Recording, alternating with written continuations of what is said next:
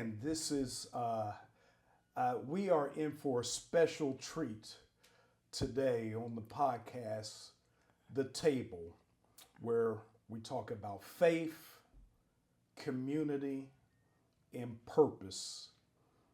And I just want to give just a very short introduction of my special guests. And this young lady is, man, you just don't even understand how much of a treat this is to have her here. But just a short list of some of the things that she's been involved in. She's been an educator. She's worked at Columbus City Schools for a number of years before she decided to retire. Then she turned her focus into being a sole proprietor of the legendary East Side establishment known as Aire, or what me and my bros call it, the Aire. Where we just simply say, "Oh, we're gonna meet up at the Aire." And I love that. on top of that, if that is not enough, she is also an emerging talent on the comedy scene, and her talents have been displayed at such places as the Funny Bone, and she'll share some other venues and what she's doing in that area. I understand that she is also an aspiring writer with the book, and I'm sure there'll be a point in time in this, the time that we have together, that she will share some of that. She is also the mother of two sons and one daughter, and I tell you, just her pathway to all of that is so encouraging and so motivating. I can't wait till we get to that. But ladies and gentlemen, help me welcome the one, the only Miss J. Nell Ross. Yes, thank you for having me, Scott. It is such a pleasure having you here, and we got so much kind of to dive into. Before we kind of get there, I want to just talk a little bit about your journey and what took place with you while your time at Columbus City Schools. And so, if you just can share with us just some things about that particular journey. Oh, no problem. So I'll start by saying that I've always wanted to be a teacher, an educator, since before I ever stepped foot in the school. I used to sit at home. I used to play like I was a teacher. I had my teddy bears. And I went to preschool. I just knew that's what I wanted to do. Sure. I was a part of Northland Teaching Academy, Northland High School. They had something that would cultivate educators, give them some background, and they were supposed to give us a full ride to the Ohio State University to study education. When I got a full ride to Ohio State, not through that program, my principal said, "Hey, teachers don't make any money. You shouldn't be a teacher. You should find something else to do." And that year was the year of the wrestling death. I don't know if you remember the 11-year-old boy. His mom was babysitting, and he was doing the moves on the child, and he killed the child. And he ended up at 11 being charged as an adult and going to an adult prison. So then I thought, hey, I'm going into criminology. I'm going into sociology. Sure. I want to understand better why things like this happen to people that look like me, like an injustice in the justice system. So that's what I studied. But then as soon as I graduated, I became a substitute teacher in Columbus City Schools under one of my former principals. And the first days I was there, they were like giving me had me working in the lunchroom. They had me doing recess. They didn't give me a classroom, but the day they gave me a classroom, they gave me art. And I remember standing outside, and I thought I was in trouble. And she says, "Janelle," she says, "the art teacher never leaves her door open. What did you do to those children?" And that's when I knew, I should have went to school to be a teacher. So I returned. I did some time at the Juvenile Detention Center. I got my master's. I went from being a latchkey teacher to being a middle school social studies teacher. And by the time I resigned, I was teaching ESL social studies to students that come from all over the world. So they were doing a lot of the teaching and I was doing a lot of the learning. But Columbus City Schools, they really, I feel like they set me up for success in life and in my business now. And the people that I worked with, the teachers I had coming up, because I'm a product of Columbus, they were just most supportive and really contributed to my success. That is so awesome, and it's obvious that that was kind of in your spirit, right? To do that. You were, you had some different paths along the way, but there were certain things that took place where it was you had kind of that gravitational pull to it, right? Where you wanted to educate, and our first encounter together. I don't know if you remember. It was actually during you were transitioning into being owner operator, sole proprietor of the Aire, and we were talking, and it came out that you actually worked with my oldest son at my oldest son Nick Thompson at Mifflin Middle School. Correct. And so that was our connection, with one another. So when we, this podcast, faith, community, and purpose, that community part, because you it's not happen chance that people connect with one another, and on your path you're going to run across many people, and you'll kind of wonder, how did this come to be? So I am so glad that you shared that with us, and we're going to kind of move on, because there's some real meat that I've been chomping at the bit just kind of to get to, because I've been, ever since you shared your story with me, I've been so moved by it, and I know that our listeners are just going to, that's going to motivate someone to look at their circumstances different. But that said, want to move on to Bon Air and that process. So you were in Columbus City Schools. What is it that inspired you to pursue Bon Air, and maybe Bon Air specifically, as to other opportunities that might have been there? Yes, thanks for asking. So what it is, when my children were young, my son, he loved to cook. He had this vision in middle school that he wanted to have this food truck. This is what they displayed at the 8th grade promotion. He wanted this food truck. He wanted to feed the homeless. And so we would sit, and I love to cook. And we would sit and we would talk about having our own restaurant. And so that's where the idea was born. After COVID, I became kind of unhappy in my career. I had always wanted to be a teacher, but it was with COVID that I seen that field was changing, and that kind of made me nervous and anxious. And so I was a bartender at the airport. I worked for Mr. Robert Lee at Donato's, and he very motivating individual. But I also had a friend, and I would meet with my friend when I would leave the airport on Sundays, and I would tell him, like, oh, I'm just so unhappy.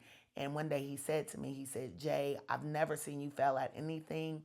If you want to own a bar, restaurant, then I'll get behind you. And I didn't believe him when he said it. I was bartending at Bon Air as well, and it was up for sale. I was looking at other places because I knew I couldn't afford it. And one day, one of the employees said, why don't you ask Mr. Brad, the owner, why don't you ask him about purchasing Bon Air? And so I asked him, and we began to talk about it. And I have a partner that helped finance this for me. But I just started talking to him, and what it was that he admired my character. So many people had tried to buy it, had wanted to buy it, had inquired about buying it, but here he and his wife had, I had never met his wife for a while, but they had watched me on camera. And the first day I met her, she said, I just thank you. I thank you for being honest. I thank you for what you do here in this place. And my character, it went a long way with this family. And so he had a lot of favor and grace when it came to the process, because the process was a process. It didn't happen overnight. It took some time, but God, I think it was already set in stone. Absolutely, and there's so many nuggets that you just put out there for us. One, the aspect of relationship, right? And so you had a mentor that believed in you and encouraged you, and then you also talked about like your character, because you never know who's watching you. Ashe. And That's a so, fact. I believe integrity. One way to look at right integrity is who you are when no one is watching, right? It's a fact. But people are always watching, and even as you ascend and do bigger things and take on more responsibility, a lot of times, Jay, and I'm not telling you something you don't know, that target gets a little bit bigger. So that response, I so enjoy you saying that. And I can also attest just from our conversations together, you had a presence about you.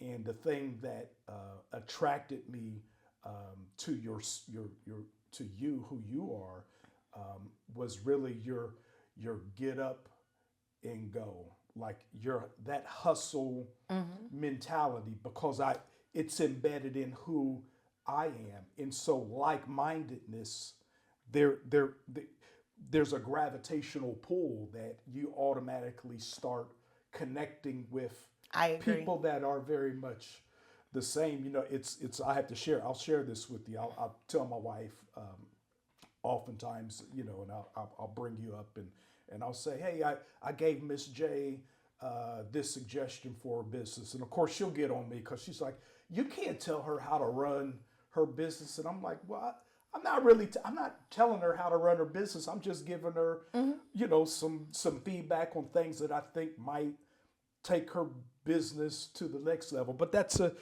whole nother. Well, we have happy hour 3 days a week now. Yeah. And when you first said, I'm like, I'll never be able to afford a happy hour. Yeah. She's like, oh, it's going to pay for itself. Okay. You can do this. You can do this. And now we have it Monday, Wednesday, Friday. I start your week off with a happy hour. We got hump day, and then we're going to end the week. So you're, I don't, do they call them baristas, or what are your the barkeeps, the bartenders? So I call them barmaids. Barmaids. So so Miss J, this is for the barmaids that are out there. Make sure they know, because of happy hour, and my next drinks are on the house. So so we are Sure thing. But so when we look at like Aire and kind of how it's evolved, and I believe it's been roughly about 2 years now Yes. since you've kind of taken over. What would you say are the most challenging aspects of running Aire? At this point, it is definitely the rebranding, the unlearning. There was a culture there that is not the culture that I seen for this place. So when speaking with my partner, she didn't know anything about Aire. All she knew is what she had heard. Sure. And I had to reassure her that this is not that. This will be a staple for Black excellence. This will be a place for working class African Americans and Ms. J, I gotta work class interrupt you. period people to come in.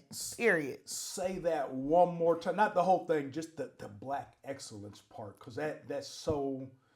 I think a lot of times there's stigma, right, that comes with, bar, restaurant, lounge establishments, and especially, depending on like the location, and there's, oh, well, this takes place and that takes place. And I so appreciate the fact that, that you just mentioned the excellence, right, and how, well, this might have been how things were kind of headed, but I'm putting a different image that's going to be out there. And one thing we know, and this is something I researched and I read, we know that despite what our income is, we love that urban. So I want to provide that urban space for individuals to come and feel safe and enjoy themselves and have a great time.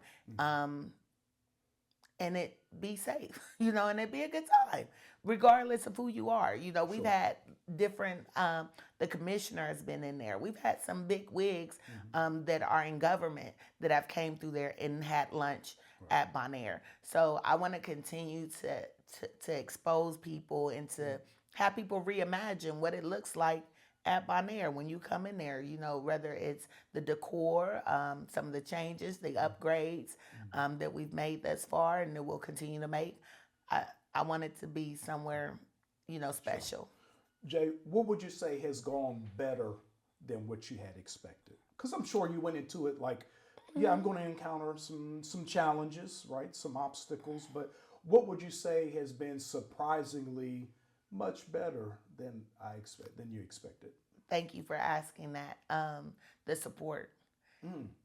There were so many naysayers, and some of them were my neighbors Hmm. that are in that complex, and they were anticipating that the customer base would change with the previous owners, that the customers would leave. And what I found is the customers have not left. I've gained new customers, Hmm. new regulars, but a lot of my customers that are quality have stayed.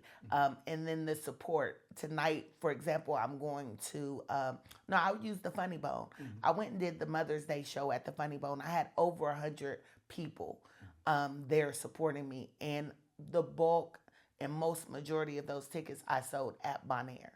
So when they make a joke and say the Bonarians are the fastest growing gang in Columbus, Mm. because I love that. when I'm out, Hmm. my customers are out with me. Tonight we're going to be at Peggy's. We're going to be in Yellow, Hmm. and my customers will be there with me. So it's just a great feel, that support. People Absolutely. didn't anticipate that, and I don't think I did either. Hmm. But it's been fabulous. And you touched on a lot of times it was some of your friends, right, and maybe even family a lot of Hmm. times that are the naysayers, and not even from hating on you per se, Hmm. but I mean, like, and I've experienced that as well. And so I'm glad you share that for our audience, because a lot of times when you do start something that's bigger than what you folks have been accustomed to you doing. It's, oh, were you sure you want to do that? Hmm. Can you afford that? And Are you and ready are for you what's ready going to? for that? Hmm.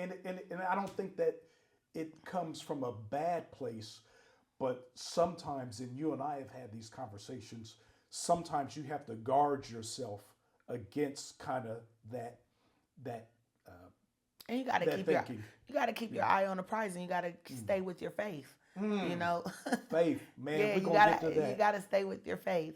Yeah. Uh, One of the staples for me in terms of Bon Air, like the thing that first attracted me to going there many years ago, was where I could sit down, have a nice cocktail, but have some awesome food. Awesome food. What's your top selling? Well, maybe I don't know if it's going to be the same answer. What is your favorite Hmm. item, and what's your top selling food? And maybe they're one and the same. I don't know. Okay. And I'm gonna say that they are kind of one and the same. It's the salads. Um, I'm not a I'm pescatarian, so I'm Okay. not eating meat. But even when I was eating meat, I was getting the grilled chicken salads, and they're the large one. I'm able to eat that in two settings. Absolutely. So the portion is nice, it's clean, it's crisp.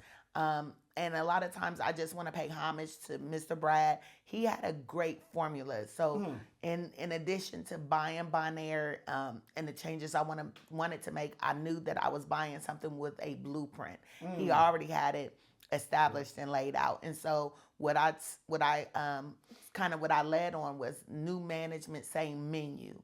We added some things to the menu, but that same quality, that same integrity that he kept with the food, we just maintained. We trained with him, we took it serious, and um, we know that that is what is appreciated there. Whether it was under this Brad when he had the establishment, or now even under yourself, I can honestly attest of all the meals that I've had there, I can honestly, wholeheartedly tell you, I've never had a bad meal where I I love to had hear to it. say, this ain't done or this isn't up to the standard. So, you talked to, and you just mentioned it, right? That there was a successful blueprint and you didn't have to recreate the wheel. All you had to do was, there's a model to follow. I'm going to follow it. I'll make adjustments as needed, right? Yep. But I can follow what's already been laid out, and that's sage advice. That's good wisdom to give maybe the that aspiring entrepreneur that's out there that's looking on taking over something that's already established. Yeah, you want to put your own personal stamp on it, but if there are things that are working, Ashe. Best use it. practices. Best practices, and you move it. Yep. How do you use comedy to motivate your staff? Ah. Motivating them? I don't know. Usually my jokes are kind of like, I can't believe she just said that. But I think that what it does, it creates a great relationship between my staff and I. It makes me more personable. It's not like, yeah, I'm in charge, I'm the boss, but also, hey, I'm Jay. When it's time to correct or redirect, I don't have a problem doing that. But it just allows me to keep a fun atmosphere and an authentic relationship with those that I work with. And that is so key in running a business where you have people that work with you, right? People that are working. I hate using the term "working for," right? Because I always look at working like with. even my business. I look at it. It's a partnership, right? Ashe. I mean, they are an extension of your business and your namesake, right? So, but you there is that fine line because the buck does stop. The buck does stop with you. It Make does. no mistake about it. But you're also very personable, and I know that you get involved in the personal lives of those that you work with, and certainly when you observe how you interact with them, and it whether you're joking around with them or even, and I've also seen times where you've had to get a little serious, a little bit more stern, about things, but it's always done out of love. Yeah, I try to keep it there. Yeah. So let's transition to your comedy journey, and what got you involved in comedy? So it was like a bucket list several years ago. I can't remember what year it was, but they're over at the social club. They had this night where they would let amateur comedians come. You sell a ticket, you get to keep part of the money. And I jumped on it. I got my people to go out. We went in there. I told some jokes, and because I've always been like the class clown. So my friends. Was that frightening to go on stage? I mean, because you just, I would be terrified. Well, being a teacher, you're always on stage, So I'm used to speaking in front of groups. I'm used to speaking So it wasn't too intimidating. It was different, but I knew the lady that organized it. She kept calling me like, "Hey, when you coming back? When you coming back?" And I'm like, now either she wants me to come back because she know I can sell tickets, or she thinks I'm funny and I have a chance at this. So I spent. I never went back there to that venue, but I started going to open mics. And that's what I did for years. I just go to an open mic, tell some jokes, and I just started getting funnier. And people started like, "Hey, you're good." And once I started hearing that, getting that validation, I'm like, "Okay, I think I might be able to do this." And now it's just like it's really kicking up now. Yeah. So So to put you on the spot, tell us something. Tell us something funny. That's kid friendly. that's kid friendly. Maybe teenage friendly. Okay. Well, I'll tell. Some of my things are just about my children. A lot of my jokes are about my children, and they're reality, you know. So I have a daughter. My daughter graduated top of her class. You know, she's a scholar. But one day she comes home from Kroger and she says, "Mom," I said, "Yeah." She says, "Man, I need the Mexicans to quit working at Kroger's." I said, "Why?" She said, "Because I can't get weekends off because they have seniority." And I'm like, "Huh? How are you top of your class?" My son, he's huge, and he's huge, and I made him sit in the back seat till he was like 18 because people always thought he was my boyfriend. I'm like, how am I going to get a boyfriend if my son is sitting in the front seat? Stop it. True story. Like, yeah, my middle son, he had these night terrors when he was little. I didn't know night terrors were a thing. I had them right out of college, but I thought he was possessed. Yeah. I thought he was possessed, so I never told the doctor that he did this thing where he got up at night and he screamed because I thought he needs an exorcist. He doesn't need a doctor. But come to find out, it was night terrors, and I just needed to watch what I fed him at night. But I just remember it was tragic. But See, so now when I see Jeremiah, that's your son, your oldest son, that big guy. I now have another image of him when I see him. I don't know if you remember the movie. I want to say it was Tommy Boy, right? Okay. And he has a scene on there where he's busting out of a coat, fat kid in a little coat. So I'm just picturing big old Jeremiah in like a booster seat today, sitting in your back seat. But that's man. So and he's always been humongous. Like he's always been a big kid. Yeah. But yeah, he's a big teddy bear. Jay, who's on your Mount Rushmore of comedians? Maybe about 3 or 4. Who would you say are your Mount Rushmore of comedians? They're all, so when I first started, I watched a lot of comedy. And they were like, it's Richard Pryor, Eddie Murphy, Red Fox, because my dad, he was real ornery. So I watched that. I really like Kevin Hart, and then a host of local comedians here who motivate me. Jay Brock, Ro the Realist, and my big guy. Now I'm having a brain fart. Danger, yes. He's a good Danger, friend of mine. David. Good friend of mine. Oh Yeah. my gosh, he just gave me my first opportunity. He works at an MRDD facility, and he calls me up and he's like, "Jay,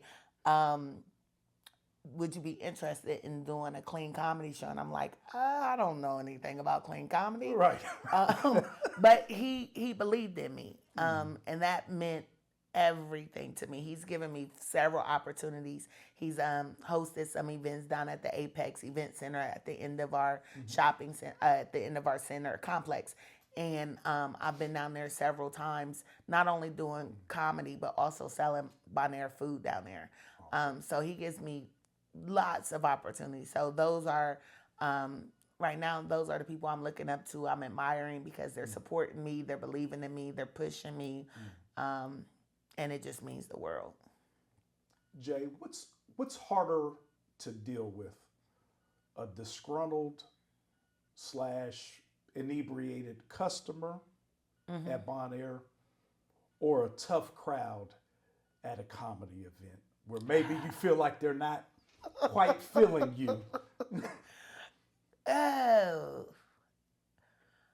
See, I've only experienced the bad crowd one time, so I don't know. The disgruntled, I think that I go into a bar, I serve spirits. So I'm anticipating it. I can honestly say there's 365 days in a year. With what we've been doing at Bonaire, with changing the culture, just enforcing the expectations, the rules like our 30 and up, no rolling weed and things at the counter or in my building, no vaping. The more and more we set the expectation with it, the better the vibe is getting. So, but I know at 365 days, probably 5 of those days my security have to work, or I get stressed out. Probably 10 days, but it's improving. I will tell you the tough crowd I had. I did a show. I don't smoke any marijuana or anything like that, but I did a show where they were smoking. And so, at the actual at the actual venue. It was Okay. a smoker show, um, sponsored by the was it dispensary? Okay. Yeah, it was one of Okay. those shows. So they're smoking. I don't smoke. I think it's the highest I've ever been in life. Like I Had never that want. contact. Had that contact Oh voice. man, and I couldn't remember any of my jokes. Right. They weren't laughing. But they all said I did great. Right. Right. I'm Well, like, I maybe they don't were know. just too high to know the Yeah, difference. I I don't know. know, right? Yeah. So that's the toughest crowd I've had. Okay. Well, this is the point we're going to make a real sharp pivot because you and I had a conversation and I was just asking, just talking about your upbringing, how you got to be where you were at. When I had was inquiring and wanted you to be on the show and we just had that conversation. But for those that aren't aware of the story of Janelle Ross, uh, what life experiences um, have really shaped what you've become and what you will continue to become as we move forward? All right, so I'll start just by introducing the title of the book that I will soon publish, and that is The Product of a Pimp and His Whore. When I say this is not a racy story. It's short stories, vignettes that are really just glimpses of instances and experiences and things that have happened in my life that have shaped me and that have proven to me that there is a God. And so, with that being said, my mother, she had me when she was 18. She had my brother when she was 16. She went through some life situations that caused her to leave home, be in the streets, and start experimenting with drugs. I think she started experimenting at 13. My God. Yeah, and so she was, despite that, she was a great mom. She valued education. She wanted the best for us. She protected us, whether she was incarcerated or out. Funny story, I was at Salam's, which is at the end of, but where Bonaire is. One day I went down there. I was leaving Bonaire. I just went and hung out at Salam, and there was a lady there, and I told her that I grew up in the projects, Sullivan Gardens, and she said, well, who's your mother? And I told her, and this woman started crying. Oh, She my. said, I was your babysitter. She said, if it wasn't for your mother, giving me money to keep y'all, I would have been in the streets. And she just told me how loving and caring my mother was, not only for us, but for her as well. And so those are the type of things, so when I tell people like who my mom was, what I understand now. Back then I didn't. I understand that there were life situations that caused her and led her to be who she was. But even in that was just a part of that. It didn't make her. She was much greater than the drugs. She was much greater than the streets. She was a hell of a mother. And that is you giving homage to your mother is so powerful because a lot of times society will tell you, oh, well, they were no good. Let's toss them to the side. But yet, even though your mother had some challenges that she was dealing with, that never stopped her from loving you, from wanting the best for you, despite some of those tough circumstances. So I certainly appreciate that. And so, kind of moving that along, you also shared about your children, right, and the birth of your children, and you want to tell us about that. So at 13, I became pregnant. 13. Just experimenting. It wasn't that I was hot or anything like that. I just was experimenting. I came up in a home where I saw sex, and so I was curious. And after one time of being with my kid's father, the only time I was ever with him, I got pregnant. And so I hid my pregnancy for months. I knew my father would be disappointed. I was a scholar. I did well, you know. They had high expectations for me. For sure. College, they were always feeding this to me. So I hid my pregnancy for some time, and it was my mom that figured it out. She said something's just not right. And so then she and I hid it from my dad. So y'all teamed up together. Y'all gonna keep it up. Y'all gonna keep it from him. Yeah. But I ended up giving birth to my son on my 14th birthday. So his birth, the exact same day. The exact same day as mine. Wow. Yep. And unfortunately, and my mom got clean after that because she ended up going to jail, like to a halfway facility. So she cleaned up. But then right after cleaning up, 3 months after I had my son, she died. She had a brain aneurysm. My God. And so I liken it to high blood pressure. I liken it to the fact that for all of these years she did drugs, and now she was clean, and maybe her body didn't know how to adjust. Shock. I mean, But at 32, oh my God. yeah, I was 14, she was 32, and I'm thinking, I thought 32 was old at that point. I'm like, oh my gosh, she was old. Right. Not understanding that she was so young. But she passed from a brain aneurysm. I then was kind of shipped around in the family. And my brother, he stayed in the family, but because I had a baby, no one wanted me. And I think that they really anticipated that I was going to be like my mother, you know, because I had this child young. They weren't expecting me to exceed. They weren't expecting me to overcome the circumstances. They weren't expecting anything great out of me. But my mother expected it, and I understood legacy. I wanted to make sure that when people saw me, that they remembered that I was a product of her. And Yeah, so, I have to stop. What do you think inspired that, though? What do you think fed the fuel to want to do that? what fed I don't know, other than I wanted something more. But I did this thing back always. I daydream. So in my worst days and in my saddest moments, when I felt overwhelmed, I would close my eyes and I would picture myself. I pictured myself in college. I pictured myself in my red car that I had with the sunroof. I pictured myself in a home. I pictured myself with my business, Aire. I pictured these things. So I somewhat manifested it. And so I just always kind of was envisioning and knowing. And I would tell my kids this, like in our rough times when we didn't have, and I was struggling and we were getting on Coda Bus, I would tell them this is temporary. This is temporary. This is not where we're going to be. So just we got to go to the laundromat on this bus, but just know that we ain't going to have to do this for long. And I stay committed to it. I just stay committed to that. Miss J, you were.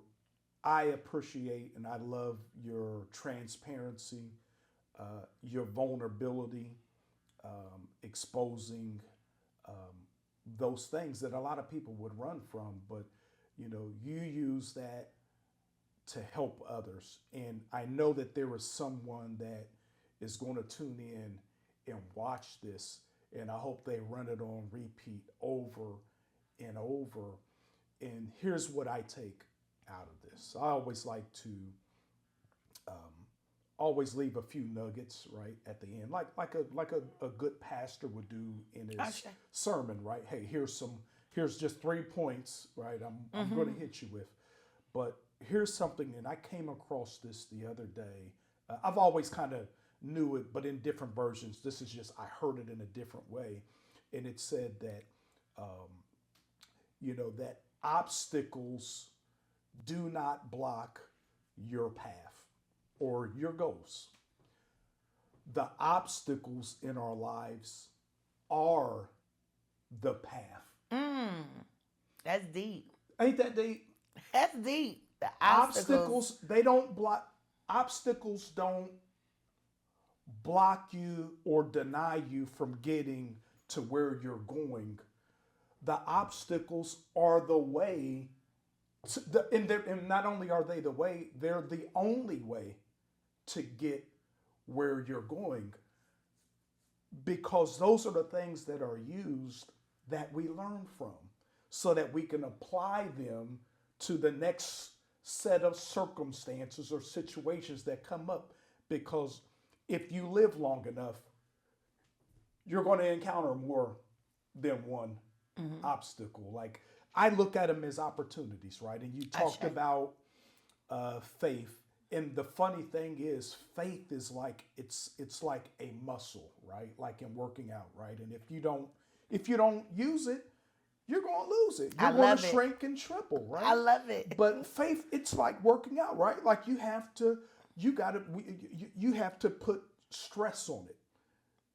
You have to have some resistance so that it can withstand the heat that comes up.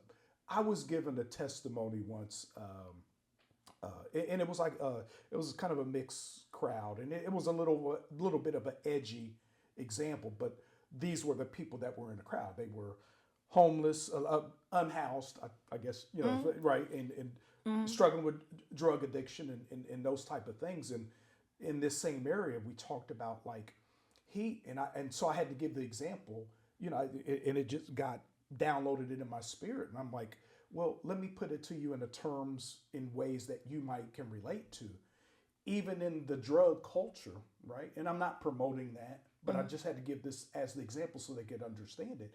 I'm like, they cook powder cocaine in heated water with baking soda, because what it does, it removes the impurities, all the, as if that's not bad enough, but it removes all the, it removes the impurities out of it. That's what happens in life as we go through the fires of life, that it refines us. It makes us more pure when we do that. So, I mean, that's maybe that's a crazy example, but I like it. That might be an example that only this person can relate to and grasp, right? So you no different than in comedy. You have to you adjust to something, and you try to tailor something to that particular crowd. So no, so again, that nugget, the obstacles are the path. If we don't take anything else away, just know that if you're having some things, you're in the right place, and it's never too late to start. Miss J, what advice would you give the younger you? Knowing what you know now, what would be advice you would give the younger you? Advice I would give the younger me, I think it would be situated around just being true to self. I think I spent some years where I was trying to create this image or follow this image that they put out in the media about beauty and who we're supposed to be. I was light complected. I wasn't black enough. Miss J, I wanted to be darker. My hair was curly. I wanted it to be more coarse so that I could get the waves popping off. I mean, so that advice would be, I'm enough. I'm happy with me in my own skin, is what I'm hearing from you. Yes. And so I'm glad you shared that. I feel like there's so much more we can get to, and maybe we'll have to do another segment. But this time, I appreciate everything that you've shared. How you've been very candid, you've been very transparent, very open, allowing yourself to be vulnerable, and that is a sign of strength, right? Because you're comfortable in that. You're comfortable. You love. I would venture to say you wouldn't have traded your journey for anything in this world, because it's helped shape the person that you've become. By far. Amen. My sister, appreciate you. I appreciate you. I know some days